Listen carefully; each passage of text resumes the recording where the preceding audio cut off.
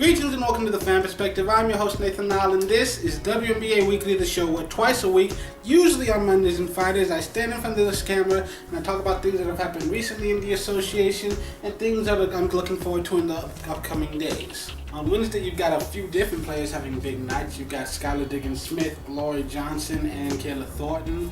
All of them padding the stat sheet. All three players had at least 9 points, 5 rebounds, 1 assist, 1 steal, and 1 block. Talk about padding the stat sheet.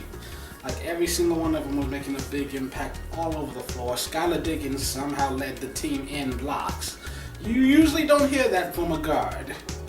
The Wings end up beating the Dream, and then you have the Mercury. They face off against the Mystic. Brittney Griner for the third time this season. She has a 30-point game, her fourth double-double of the year, and they go on to win that game.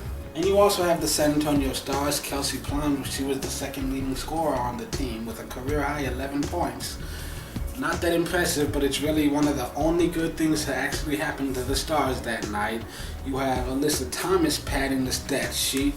She had 13 points, 8 rebounds, 5 assists, 7 steals, which was a career high, and it ties a franchise record. The Sun go on to win by 33 points, also tying a franchise record for the greatest margin of victory ever. Connecticut has now won 3 straight. Then in the matchup for first place, Candace Parker has one of the worst games of her entire career. Nneka has a huge double-double. On the other side, the Lynx have 4 players in double figures, led by Fowles, who adds another double-double. Minnesota never trailed once in this game. They get their 4th straight win. They extend their hold on that number 1 seed. And then last but not least, Brianna Stewart has a double-double. She's one of 5 Storm players in double figures. But New York, Tina Charles has a double-double, one of her best games of the season. She and Kia Vaughn also has a double-double as well. They combined for 42 points. New York is able to hold on for the win. They're able to end their losing streak. And now after all of that excitement, here are your current standings.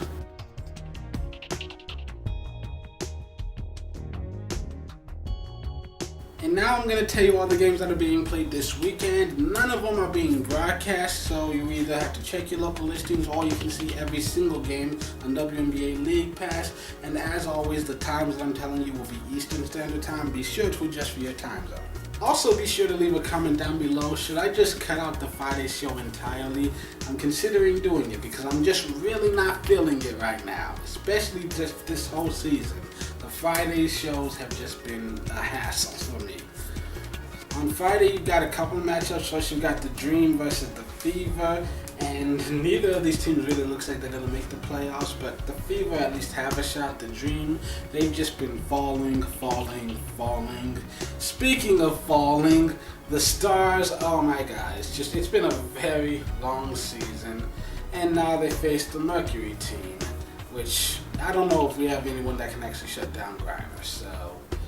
On Saturday, you've got a bunch of different games. We start with the Sun versus the Mystics. The Sun have got themselves on another winning streak, and the Mystics, they're on a losing streak, but they still have yet to lose versus a single Eastern Conference opponent. We'll see if that continues this weekend. You've also got the Lynx versus the Sky, and I just 100% expect the Sky to lose. Like this would be one of the biggest upsets of the season for so many reasons. First of all, you've got the longest active winning streak in the league versus the longest active losing streak in the league. A team that's undefeated on the road versus a team that's completely winless at home. I don't think it would be the biggest upset of the year. I think if the Stars beat the Lynx, that would be the biggest upset of the year, but this is like very close second. And then you finish off the night with the Sparks versus the Storm. Both of these teams looking to bounce back from tough losses in a rematch of the opening night game, where both teams were missing some key players. Then on Sunday, you finish with the Dream versus the Wings and the Liberty versus the Mercury. Well, that's it for this edition of WNBA Weekly. Tune in on Monday for another all-new episode. And until then, this has been The Fan Perspective. I'm your host, Nathan Nile. Hope you have a great week. Seriously, leave a comment down below. Is the Friday show really all that important? Because I'm seriously considering just dropping it and only doing like one 15-minute episode on Mondays.